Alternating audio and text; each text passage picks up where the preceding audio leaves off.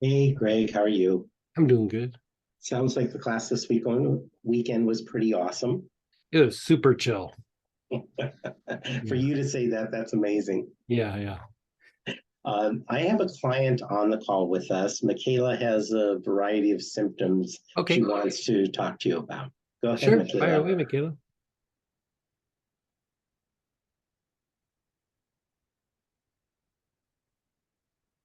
Sorry, it was as you were saying unmute, it wouldn't let me unmute. So thank you. You. Um, so my symptoms started with an epiglottis infection Okay. that then infected the tissues of the airways, and now I have swollen tonsils. But the interesting part is I had my tonsils removed when I was 6 years old. And the doctors keep saying I have swollen tonsils as well as the swollen tonsils around swollen tissues around the airway. This is now my voice. Um, I've gone through puberty at 43. So it does hurt to talk, and I could only speak in like a monotone voice now. Okay. And if I speak for a long time, my throat feels like it's on fire. And I've had several CT scans within a month, so they're kind of concerned about that in a way. But in the CT scan, not only did they say the epiglottis part is okay, but the swollen tissues in the tonsils, which I'm still confused about, are swollen, and I have colitis. And every time I eat, my stomach's in a lot of pain.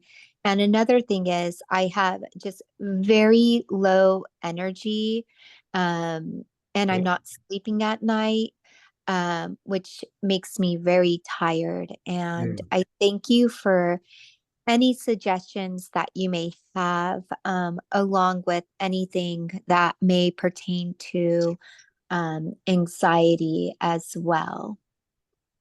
Okay. How about the anxiety? Um, the anxiety, it's starting to escalate in the past, like I would say 3 to 4 days. Okay.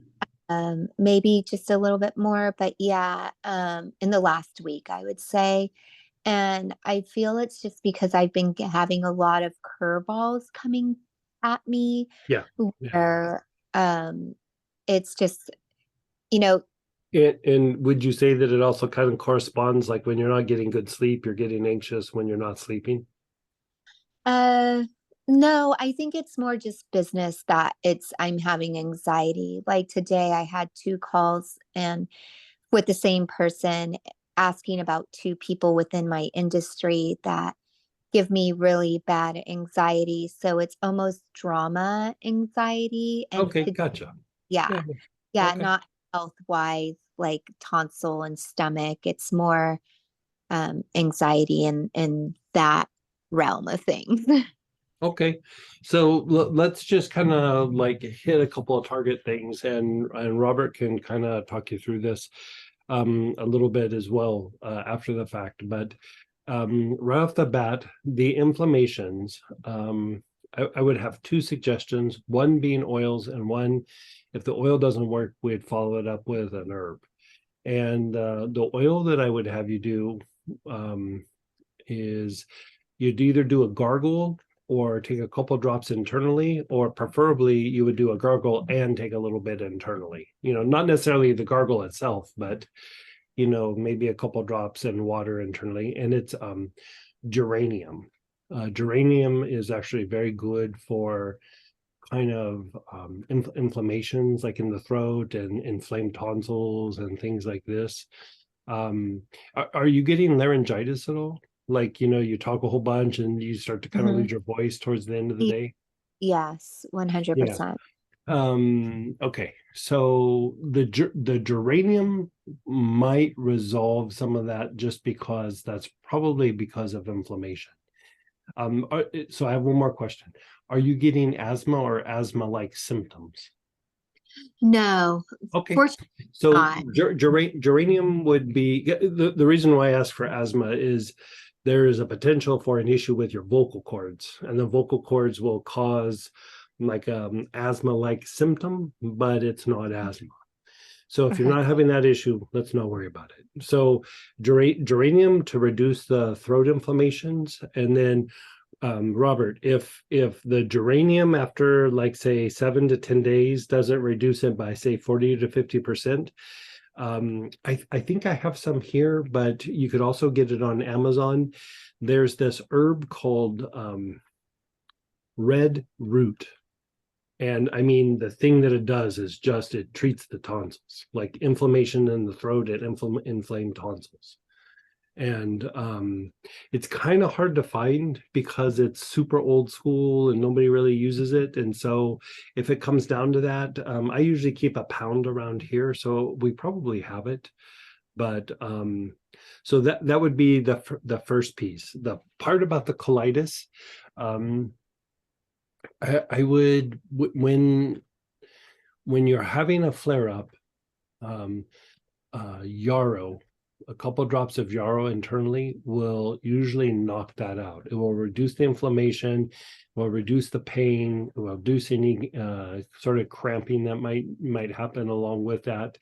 And if there's a little bit of bleeding, or like sometimes the area will just kind of ooze a little bit, so it's like not quite bleeding, but it's got a little bit of blood in the mucus.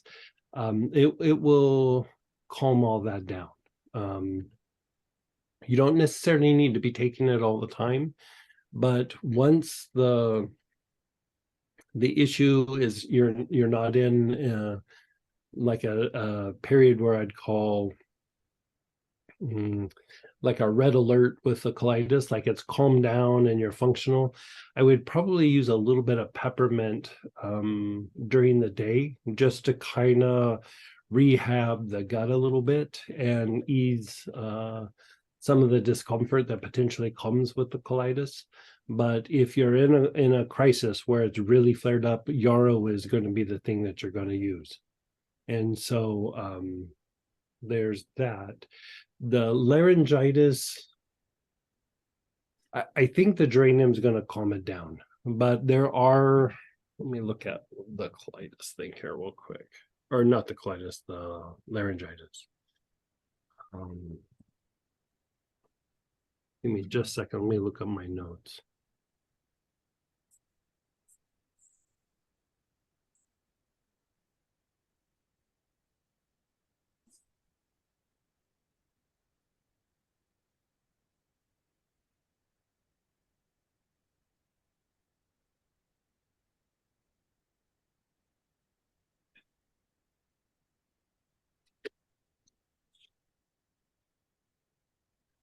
I know Anula will work, but Anula is very expensive, and so I'm trying to see what I've used for other.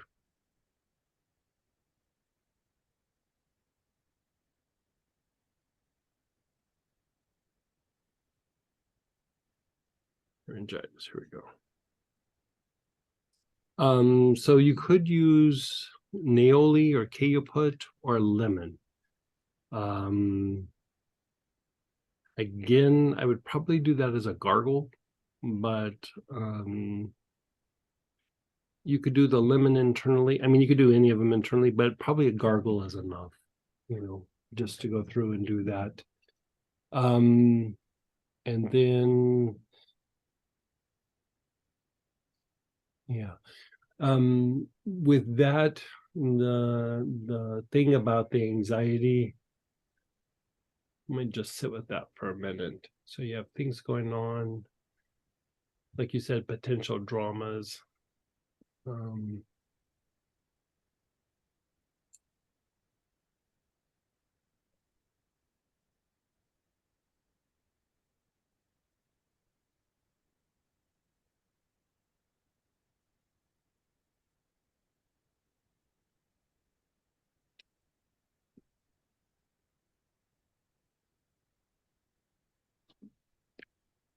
The one, and this is super out of the box because this is usually not anxiety related, but like you said, there's like potential dramas, and you could say there's like potential like pain or discomfort. You know what I mean? Like these people might do something, they might hurt me, they might go after my reputation, they might badmouth me, they might gossip, whatever that might be.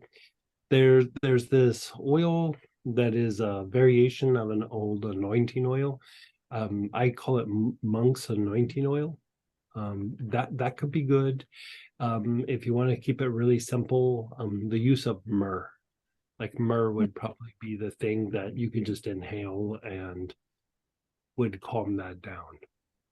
Thank Like I'm not treating it like this is anxiety. Like I'm looking at more of like what the potential root cause for the anxiety is, especially since you're not prone to anxiety except for like, recent development. Um, I think that could actually be your ticket.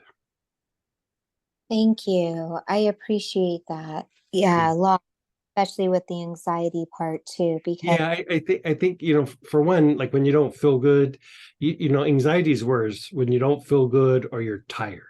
Like if somebody comes up and says, "Hey, I need a favor from you," and you're well rested, you're like, "Well, okay," or "No, I'm not going to do that." But if you're exhausted, you're like, "No, I'm not doing that. I don't have," you just kind of have the reaction because you don't have the juice in your legs for it. And you're kind of in a place where you're not feeling good and you're probably a little tired. You're not getting great sleep from every night.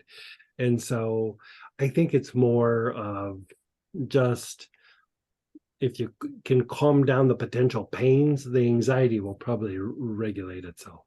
Like, I think even the things that we're all talking about here also potentially would help you to sleep better. They're not necessarily something I'd say this is great for sleep, but I think if we get all some of this stuff calmed down, your sleep will get better.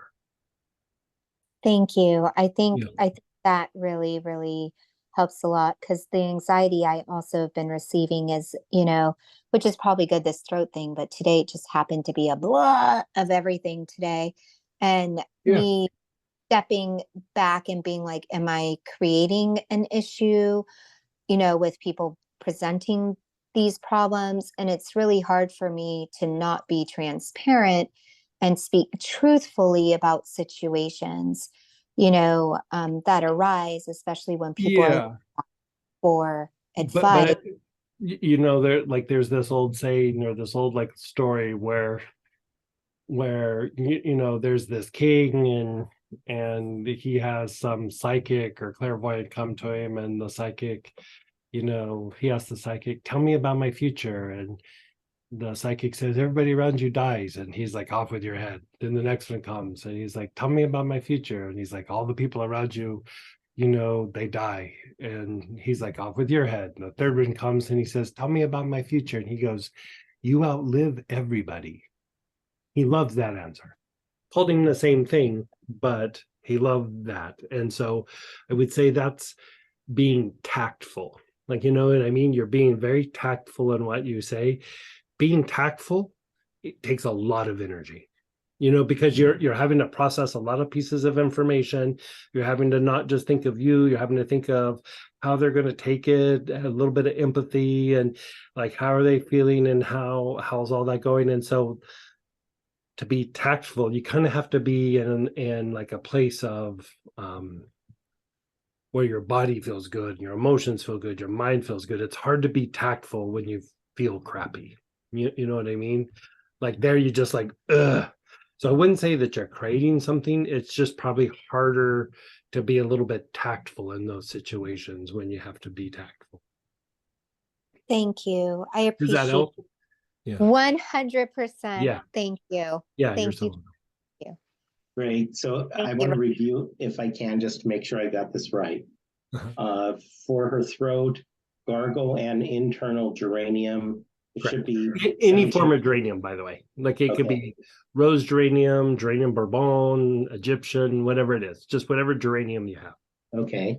And that should make it better 40 to 50% in 7 to 10 days. And if Yeah, not, it should. Yeah. okay. And if it doesn't, red root herb from Amazon or get in touch with you on Yeah. that. Yeah. And then for the colitis, yarrow internally, for how long? Until it calms down. Like like you don't want to use yarrow like for prevention. So if it's really bad, you use it till it calms down. But the rule of thumb is Like if you're having to use it long term, like if it was a really serious colitis issue, you would go 3 weeks on, 1 week off, then 3 weeks on, 1 week off. But if you're just in an acute phase, and even if you went 4, 5, 6 weeks, it would be fine. It's more of the long-term effect, because if you don't take that 1 week off, like say you're treating a really bad case of colitis, and if you don't take the week off, it just starts to affect how the body absorbs and processes iron. And so, in acute case, I wouldn't worry about it. But if you're looking at it like, okay, this is a long-term solution for a problem, 3 weeks on, 1 week off, if you're doing it like, months at a time. And so the yarrow should calm things down pretty quickly. Okay. Yeah. And then you said once it's calmed down, do some peppermint internal during the day. Yeah, just like I wouldn't do it at night, just because like it will relax the sphincter of the stomach. And so like if you do it about 2 or 3 hours before you go to bed, when you lay down, sometimes stomach acid will go up the esophagus a little bit, just because it's relaxed, but if you do it during the day, it'll wear off. It won't be an issue. Okay. But it will help to rehab the gut. And if there's pain or some inflammation or something like that, it will be a very good way to prevent the colitis from flaring up again. Okay. And then you also recommended a gargle, either an aioli, cajeput, or lemon. Yeah. And then for the anxiety/drama, sustained inhalation, myrrh or monk's anointing. Yeah. Oh, yeah. Yeah. Okay.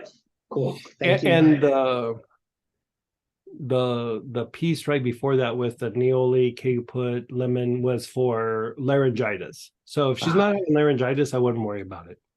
But if there's that flare up, now a better treatment is anula.